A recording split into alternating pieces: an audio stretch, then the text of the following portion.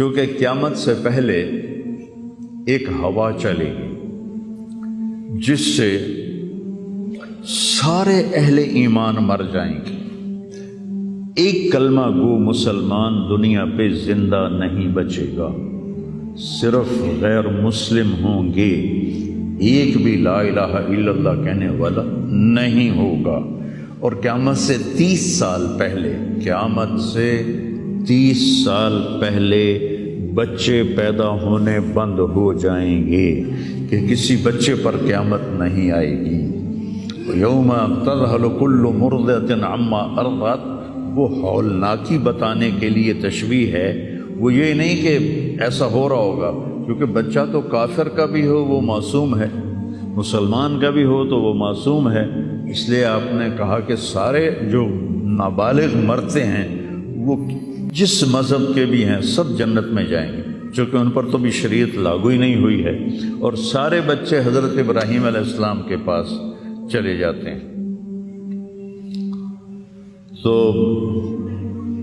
تو حدیث پاک میں آتا ہے جتنے اہل ایمان کے بچے بالغ ہونے سے پہلے، پیدا ہونے سے لے کر 15 سال سے پہلے تک جو فوت ہو جاتے ہیں، سب حضرت ابراہیم علیہ السلام کے پاس ہوتے ہیں، ساری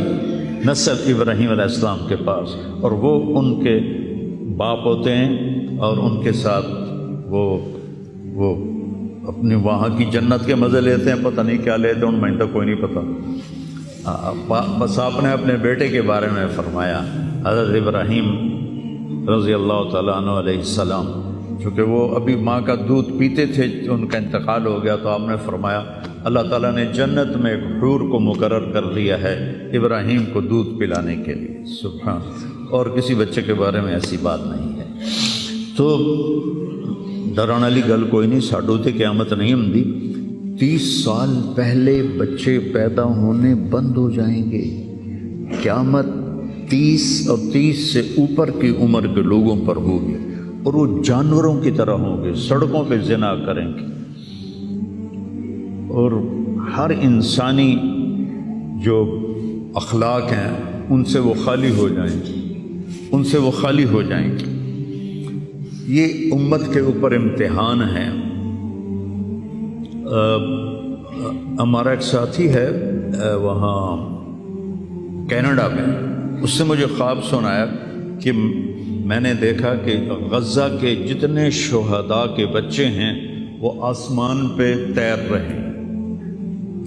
اور اللہ کے نبی ہر آنے والے کا استقبال فرما رہے ہیں۔ تو ہمیں دیکھنے میں تو بڑا ظلم نظر ہے، ظلم ہے بھی صحیح، لیکن ہماری تو موج ہے، تو سارے جنت میں گئے، جتنے بڑے شہید ہوئے وہ بھی جنتی، عورتیں شہید ہوئیں وہ بھی جنتی، مرد شہید ہوئے وہ بھی جنتی، اور بچوں کا تو میں نے کینیڈا میں ایک نوجوان خواب دیکھ رہا ہے، راونڈ کا پڑھا ہوا عالم ہے، کہ میں نے خواب دیکھا کہ غزہ کے شہداء کے بچے آسمان پر تیر رہے ہیں، اور اللہ کے نبی ہر آنے والے بچے کا استقبال فرما رہے ہیں۔ تو ساڑی تو موج ہو گئی، ہمیں دیکھنے میں موت نظر آتی ہے، حقیقت میں دیکھو ایک ہوتا ہے کامیاب ہونا، اور ایک ہوتا ہے فتح پانا، ایک ہوتا ہے ناکام ہونا، اور ایک ہوتا ہے شکست کھانا۔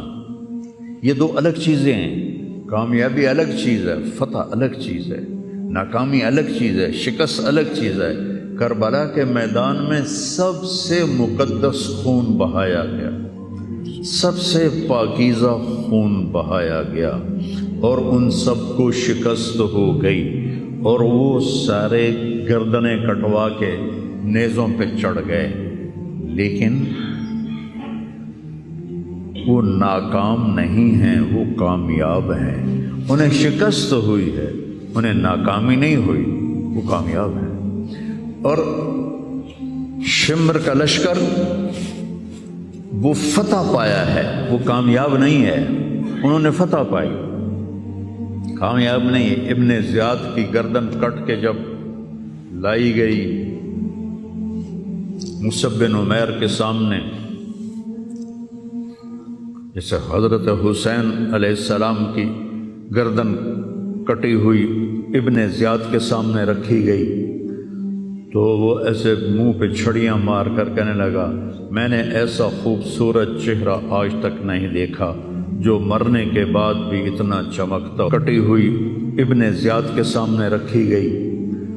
تو وہ ایسے منہ پہ چھڑیاں مار کر کہنے لگا میں نے ایسا خوبصورت چہرہ آج تک نہیں دیکھا جو مرنے کے بعد بھی اتنا چمکتا ہوا تر و تازہ ہو. تو حضرت ابو برزہ اسلمی رضی اللہ تعالیٰ عنہ نے کھڑے ہو کر روتے ہوئے فرمایا کہ ظالم یہ چھڑی یہاں سے ہٹا لے، میں نے ان ہونٹوں پہ اللہ کے نبی کے ہونٹوں کو لگتے ہوئے دیکھا ہوا. تو کہنے لگا تو بوڑھا ہو گیا ورنہ تیرا بھی سر اڑا دیتا میں. تو جب اللہ تعالیٰ انتقام لینے پر آئے اور ابن زیاد کو قتل کیا گیا اور اس کی کٹی ہوئی گردن آئی حضرت مصعب بن عمیر کے سامنے، تو ایک دم مجمع میں ہلچل مچی. جاءت جاءت، وہ آیا وہ آیا وہ آیا. کیا دیکھا؟ ایک چھوٹا سا سانپ، اتنا انتہائی تیز، وہ تیزی سے آیا اور اس کی ناک میں داخل ہوا اور منہ سے نکل گیا. پھر